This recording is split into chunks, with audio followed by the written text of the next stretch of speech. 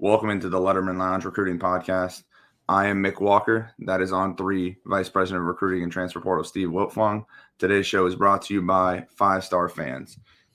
Brought to you by 5-Star Fans. The thrill, the heartbreak, the pride. Being a fan is a wild ride. With 5-Star Fans, you can finally get in the game like never before. 5-Star Fans is the place where fiercely loyal fans can directly reward their favorite players. For a limited time, 5-Star Fans is giving you $5 to send to your favorite player. Visit 5-starfans.com today. Steve, thanks for joining us, man. Before we get into it, how are the Thanksgiving Day preparations coming for you over there in Indianapolis? Well, it's a mad rush. We travel. We play away games at the Wiltfong house for Thanksgiving. So keeping up with recruiting and the early signing period fast approaching and getting the family out the door. Looking forward to seeing some family and friends over the next 2 days before we get into the last weekend and the final push to the early signing period. How about you, Mick? Pretty good. My wife flew out last night, so it's just me. I have my parents over, but you talk about getting excited to see people. I imagine Ohio State, Ryan Day were excited last weekend when David Sanders Jr. popped up in Columbus. Steve, can you kind of just walk us through your end on how that happened, what kind of went through there on Saturday, and kind of the aftermath now from that weekend?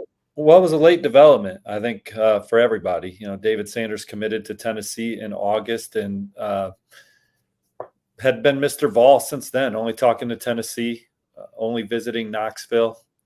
But as it's getting closer to the early signing period and I's are being dotted and T's are being crossed on everything that's been discussed throughout an entire recruitment, things developed for David Sanders and his family to want to go out and see Ohio State again, see another program. Ohio State was the close runner-up the first time he went through the process, visited several times, likes the way that they developed their players, likes the way they developed the offensive line.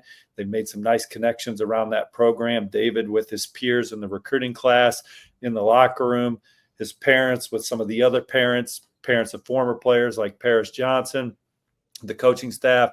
They feel the love from the Ohio State community, so wanted to get back, and they certainly felt that again on their last visit to campus this past weekend for the win over Indiana. He's returned. He stayed into Monday morning, so they met with, did some meetings with them after enjoying the game environment and atmosphere on Saturday. Met with Coach Day, met with the staff, talked about all the things that would go into a decision to potentially play at Ohio State. And now David Sanders and his family are at home. I was told yesterday that he's going to take his time over Thanksgiving. The family's going to continue to discuss things because he could certainly still stick with Tennessee. I mean, again, he's had a lot of love for Tennessee. They've been recruiting him since he was in the 8th grade. But Ohio State is in the mix here at the end for the number 1 ranked offensive tackle in the land per the On3 industry. Yeah, that's what we kind of heard too. Talking to Carter Lowe, talking to some of the other commits, I think a lot of them were stunned to see him there. Even recruiting staffers at Ohio State were stunned to see him there. But obviously, once he got there was a lot of love from everybody that was there. I saw him talking, like I said, Carter, Jake Cook, Tavian St. Clair, Bob Penn Miller, and his family even have some ties in North Carolina, so they took some time out to talk to David Sanders Jr.'s family. The other big guys that were in there last week were the 225 official visitors. Obviously, earlier this week we put in the on 3 RPMs for Jordan Woods to Ohio State to flip from Cincinnati. That happened on Monday night. The other big one is Aiden West, who you've kind of been on the forefront from, the Michigan State cornerback commit. You talked to him after the visit. How are you feeling? I know he's headed to Michigan State this weekend for their season finale, but how are you feeling about that one when it comes to Ohio State's pursuit? Well, he had a great visit and loved the environment, certainly loves the way that Ohio State has historically developed defensive backs and the stage that they play on year in and year out. He's been committed to Michigan State for a long time. He's looking forward to getting back there this weekend, comparing and contrasting. But Ohio State's on the gas with Aiden West and would love to add him to this class. Gotcha. And we mentioned the on 3 RPM with Jordan Woods. The other one that you've kind of put in recently, and it's a guy that's expected at Ohio State this weekend, is Jakeem Stewart to USC. What kind of went into that RPM? And then are you still expecting at Ohio State? Where does Ohio State kind of fit after the aftermath of the RPM? Well, I just think at this point in the process, it's USC setting the pace and wanted to get that prediction in so readers that come to our website can see who we think is out in front for Jakeem Stewart right now. But recruitments are fluid. We'll see what happens over the next week. We got 7 days to the early signing period, but that official visit to USC was a game changer for him. USC was always one of his favorites, and I think at times they've been at the top of the list. I think Ohio State has been very intriguing. I think Oregon And certainly early on, LSU. Does LSU make a big push here at the end for Jakeem Stewart? What happens with an Ohio State visit this weekend? Could that change some things? And then obviously he was back at Oregon this past weekend. I think USC's ahead of Oregon right now, but conversations will continue. He'll continue to work through his process and talk about the things important to him as he makes his final decision. But I think USC is doing a lot of the right things for Jakeem Stewart right now. Yeah, I know. I spoke to some people around Ohio State on Monday. They were excited to get Jakeem Stewart on campus. I think they believe from it they're in the mix of that recruitment. That's kind of what you mentioned right there. Jakeem will not be the only guy on campus and won't be the only official visitor on campus. Steve, as you kind of scroll through this list, as you look through the list for this weekend, are there any guys? I know I'm interested in seeing Chaz Coleman, the Penn State commit that's taking an official visit. We're trying to replace guys like Zaire Mathis, London Merritt, who have defected the class. Are there any guys that stand out to you? Well, I don't have the list open, but one guy that is intriguing to me is UCLA edge rusher commit Epi Centinelli out of St. John Bosco there in the Powerhouse Trinity League. And he's been committed to UCLA since June, but Ohio State getting him on campus this late in the process, you got to figure that they got a chance to make a late move with him. Yeah, and Ohio State had him, for the little background on Epi, Ohio State had him on camp in the summer. That's the time, obviously, when you still had London Merritt, Zaire Mathis, and eventually you were going to add Zion Grady into the class. Zion Grady is the only one of that in the class that's left. I believe he's still fully locked in with the Buckeyes. No real other pushes, despite being in it from Alabama. So now you have Epi and you have Chaz Coleman, both guys that worked out Ohio State in the summer. So that's kind of where the edge board goes, along with Jakeem Stewart, like you mentioned. Let's talk about two guys committed to Ohio State right now, Mick. Let's talk about Tarbo's TJ Alford and Quincy Porter. Obviously, I recently put in on 3 RPM for Alford to flip to Miami, and I think Miami's still in the mix. But I think Ohio State has been able to circle back there with the family and have some dialogue with them and get some questions answered that the Alford camp was maybe unsure of at the time, where I thought he was really trending towards Miami. That doesn't mean that he still couldn't end up at Miami, but I think Alford's going to be back in Columbus this weekend. So that's huge in retaining him in the class. And Quincy Porter, Penn State's not going away there. There's some other schools that they're flirting with. He could be back at Ohio State this weekend too, right, Mick? So I think that's also big here. I think he wants to go to Ohio State. I think he loves Coach Hartline and what they've historically done with the position and the offense in general. But we're in a new era of college football recruiting, and there's some exciting opportunities to be explored at other places. And I think that they are going through their process right now here at the end. And, Penn State, he visited there earlier this fall, and there's a lot of reasons to like Penn State as well.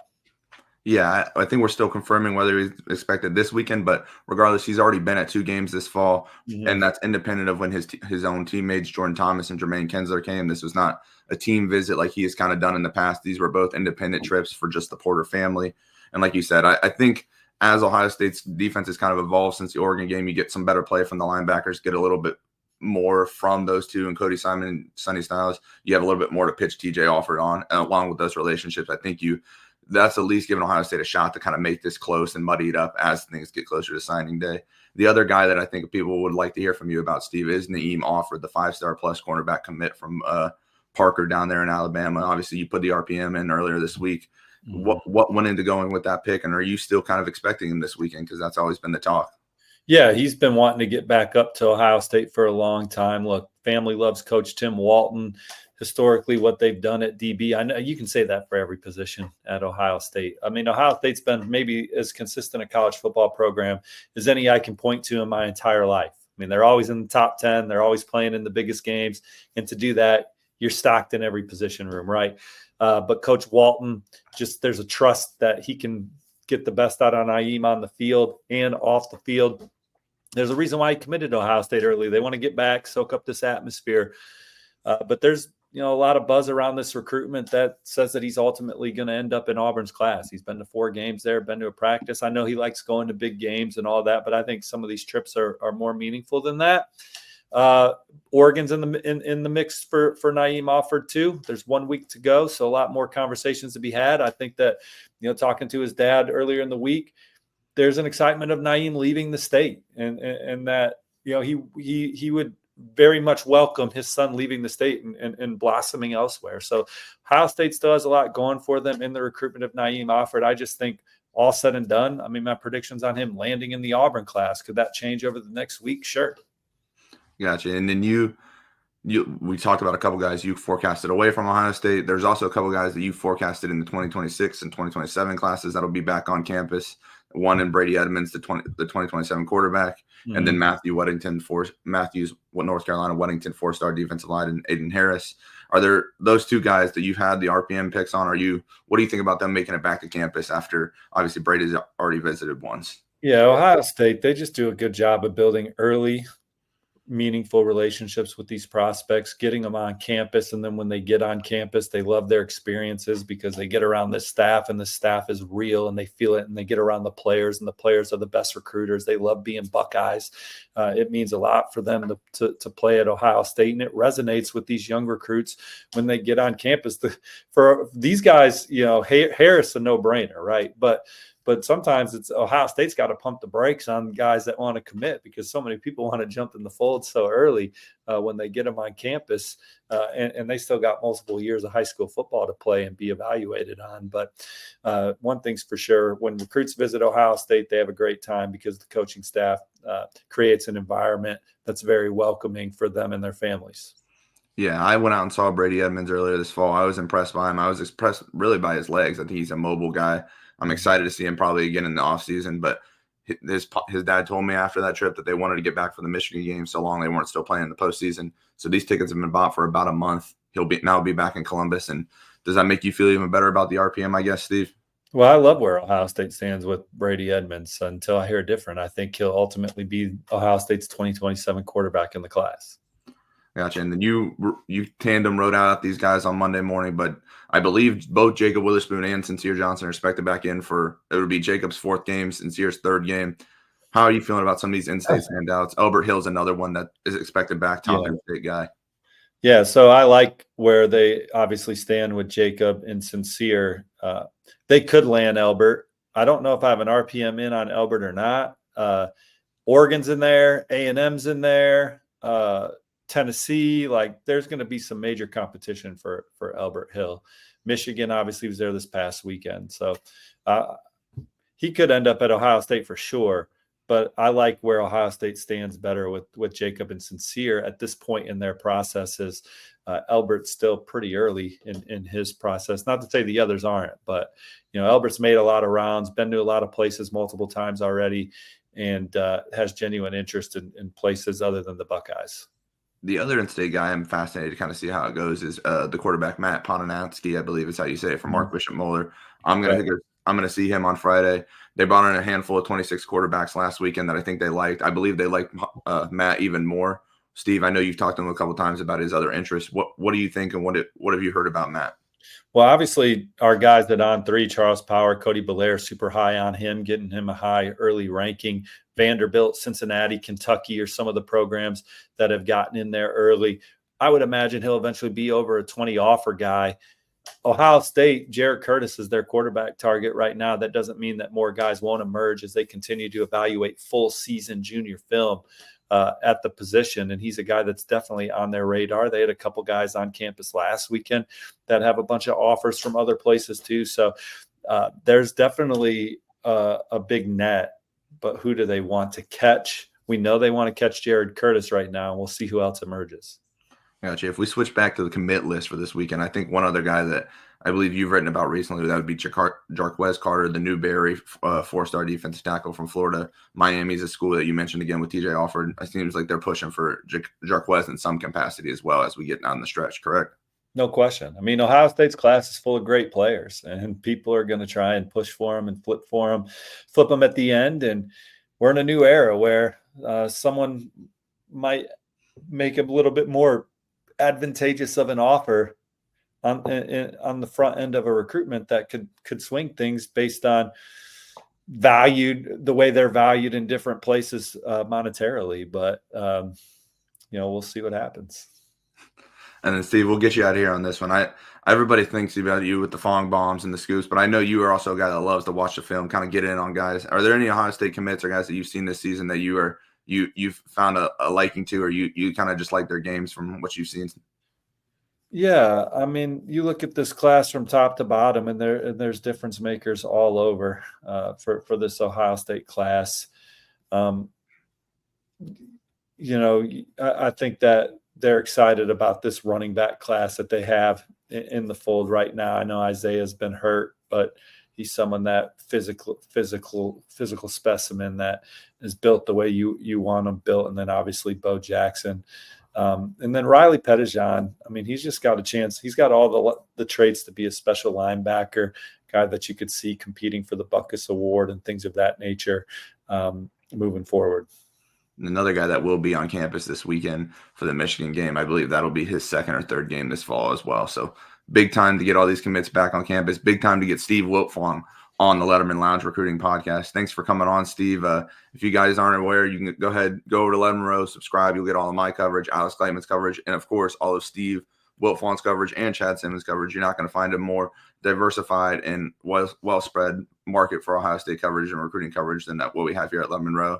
So don't miss out. We got a flash sale going on for the Michigan game. It's $1 for your first 7 days, 50% off for that first year. You guys won't regret it. That's right up through signing day into the early 26 period. And with some of these 26s, guys, I know they're not in the fold just yet. They got Jaden Ricketts a couple weeks ago. It could come fast and in a hurry in the offseason once some of these guys start making final visits or early spring visits.